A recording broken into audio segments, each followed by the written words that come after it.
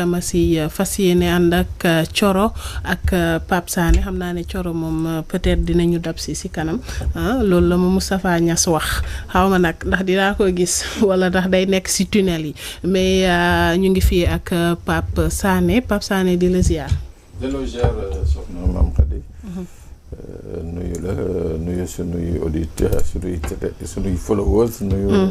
internet sunu équipe technique bi baron en tête nuyu également sunu mbokk yi nga xam ne waxtu bi bu jotee dañuy seetaan ci régal bi dañuy seetaan di leen wax ñoom ñi nga xam ne nii ñoo nekk ci buntu bi partager leen di aimer li nga xam ne nii mooy régal bi ndaxte loolu mooy suñu doole internet moom internet ci la mooy loolu naka nga def ak taw beeg temps bi ni mel nii ak taw Dakar bu tawee am na nag waxoon après la pluie c'est le beau temps. non moom Dakar moom après Dakar moom après la pluie moom c'est le sale temps quoi. Dakar est sale, Dakar est très sale. Malgré opération set setal yi nga xam ne moom nañu déclenché fan yi et tout. Mais par extraordinaire, Dakar continue d'être sale. Donc, ñun, après la pluie, ce n'est pas le beau temps. Espérons que les habitudes qui sont tellement vieilles, tellement ancrées, nga xam ne nit ñi ñoom pour ñoom seen seen biir kër la ak seen biir nekk. Le reste lu ñu jàpp sànni ci bedd bi, lu ñu soxlawul sànni ci bedd bi et tout. Je crois que ces habitudes-là, bu ñu ko changer, on pourra un jour dire que Dakar après la pluie c'est le beau temps. Parce que même bu dul Dakar sax ci sujet boobu sax la ñuy njëkkee mooy gis nañ taw yi comme mën nañ ko wax ne les premières pluies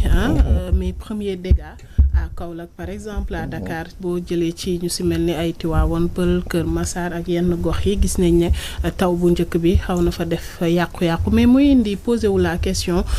ci li nga xam ne ni moom lañ fi tegoon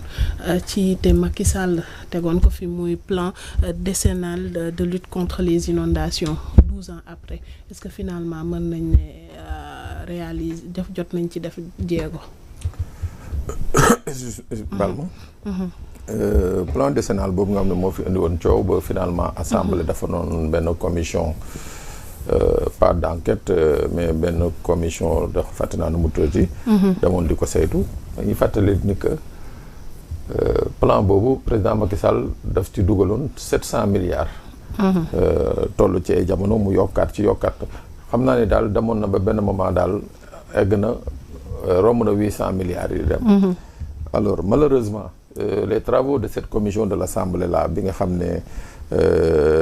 tey jii bu doon assemblée dafa wóolu woon ñi nga xam ne mooy les responsables justement de ces services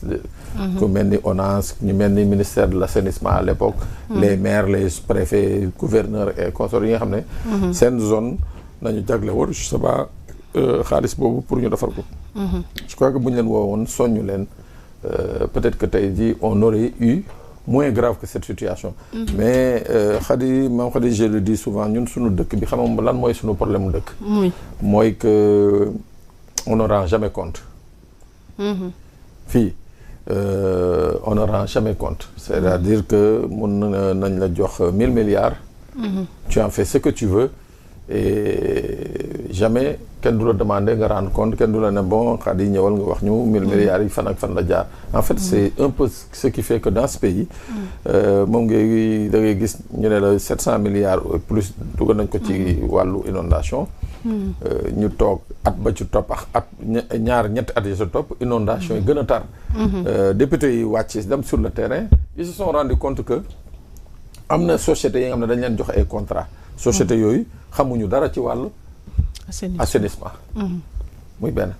ñaar ñi ne am na ci ay travaux yi ay contrats yi nga xam ne dañ ko jox ay sociétés ñii exécuté wuñu sax contrat yi mais fay nañ leen mu am société yi nga xam ne bon bu ñu leen ne da ngeen di ut ay 30 ay 50 100 mètres de diamètre ay tuyaux ñi dem jëndi tuyau 5 centimètres de diamètre yooyu ñëw teg ko fa taf yëngal donc il y a tout ça mais bañ ko defee ba pare député yi ñëw def seen gëstu def seen investigation mais li ci waroon topp mooy ñu def ay sanctions ña nga xam ne dañu encaissé te liggéeyu ñu fayee ku leen ñu fay mais furaas daal ne ba tey jii kenn wax alors la situation boobu di perdurer ba ren ji on se retrouve dans la même situation et beaucoup de Sénégalais xamoon nañ ne que bu tawee lii nga xam ne moo fi am mooy amaat parce que quelles que soient les mesures de prévention qui ont été prises à l'avance ONAS fii le DG de l'ONAS Cheikh Gueye le ministre set setal yi sax parce que samedi bi lañ ko def taw dimanche mu taw donc yooyu yëpp ça a participé à atténuer effet wu inondation bi mais est-ce que ni ko ANACIM waxee si les pluies deviennent récurrentes est-ce que daañu continuer di mën a dëkku justement cette flotte bi nga xam ne moo nar a toog wàcc Ndakaaru wàcc ci yeneen gox Sénégal yi yaa ngi koy wax ni que Kaolack problème boobu moo fa am dans la banlieue un peu partout au Sénégal où il a beaucoup plu gis nañ ni que les populations sont déjà dans les eaux pour man ci taw bu njëkk moo tax dama naan moom Khady pour man le nouveau gouvernement pour ñu bañ a nekk di sonal seen bopp di jéem a trouver des solutions structurelles dañuy sonal seen bopp nii fi ñu toll nii je dis que ce n'est pas possible de chercher une solution structurelle li ñu mën a def mooy essayer de faire face à la conjoncture tey génie militaire ngi fii tey sapeur pompier ngi fii tey la police est là la gendarmerie est là les jeunes sont là nañu dajale le maximum de moyens créer de petits comités au niveau des communes ou bien des départements créer comité yi nga xam ne ñooñu ñëpp dañ ciy bokk mu am une certaine transparence sur les fonds pour que ndox mi ñu koy mën a évacuer à temps ça veut dire quoi c'est-à-dire que tey jii bu tawee nañu fexe ba ndox bi bañ fa am ñeenti fan beneen taw di ko fa fekk ainsi de suite je crois que bu ñu réussir d'abord ce problème là ba génn ci nawet gi ak jàmm bu boobaa nag mën nañu évaluer et aller vers des solutions structurelles.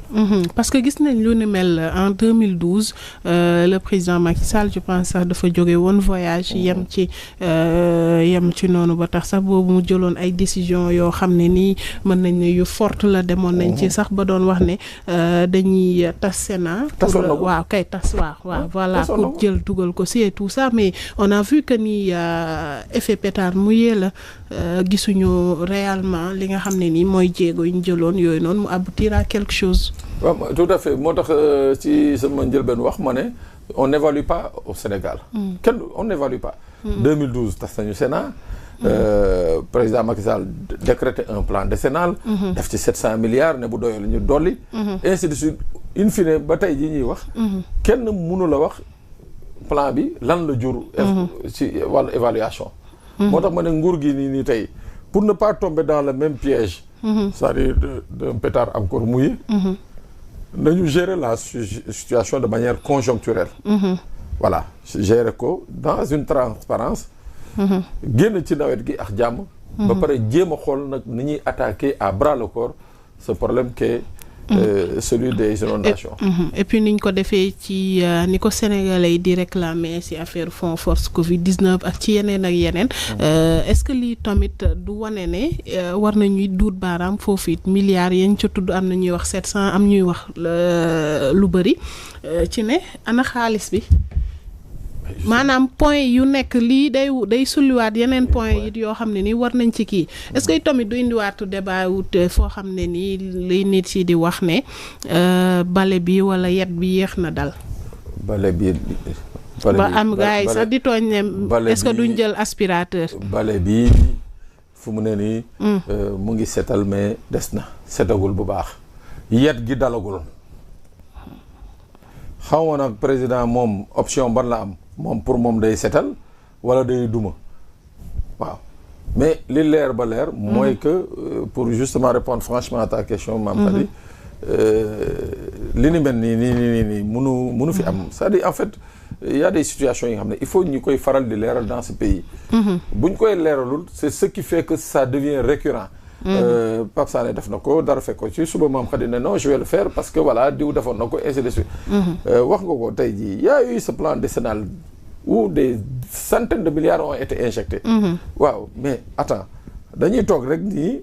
ñu ne 700 milliards ont été injectés fu ñu ko dugal xamuñu nuñ ko defee xamuñu ok suba on décrète un nouveau plan 1000 milliards on refait la même chose mais on ne sortira jamais de l'ornière. Je crois que tey jii voici ce que l'autorité, le ministre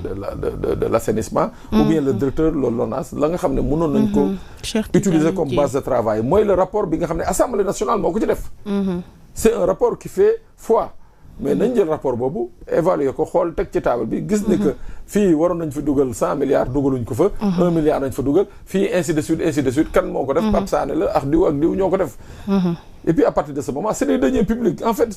on a trop l'habitude de jouer avec les deniers publics dans ce pays à partir de ce moment ñu jël ay sanctions s'il le faut ba pare nag comme je l'ai dit faire en sorte que prochainement les mêmes erreurs ne se reproduisent pas. Voilà. Parce qu'il le faut à chaque fois bu fekkee ne dinañ jël des mesures et tout ça injecté ci xaalis bu bari du mujj fenn te tamit kenn du rendre compte finalement est-ce que dina doonati li gën d'autant plus que Pape Sané ñu ngi gis ne parce que am na ñuy wax même yenn gox yi féetee Touba aussi am na inondation te ku wax Touba xam ne fii ak fan yi ñu jëm am na lu ñuy xaar muy màggal bi et autres donc muy doon benn situation ndax et puis sax le ministre bi ngay wax muy nu mu tuddati Cheikh Tidiane jotoon na écourter voyage am bi mu waroon def ba daal di jubali foofu ngir xool li nga xam ne nii mooy jéye yi taw bi def foofule te il est temps ñu gaaw régler ko parce que benn taw rek mu lóor kon xaw ma bu yeneen ñëwee nu muy mel Pape Sané dafa am leneen tam lu ma bëgg ñu waxtaanee si moo xam ne nii def na actualité mooy sanction bi ñu gis ne waa CEDEAO mën nañ ko parce que noonu lañ koy dippee ñoom sanction ne teg nañ ko ci réew yu si mel ni Mali Niger ak Burkina Faso nga xam ne ñoom fi ne ber nañ seet langue bopp xam naa sax dinañ ci ñëw mais déjà avant tout ça sanction bi ñu jël ne pour ñu ñëw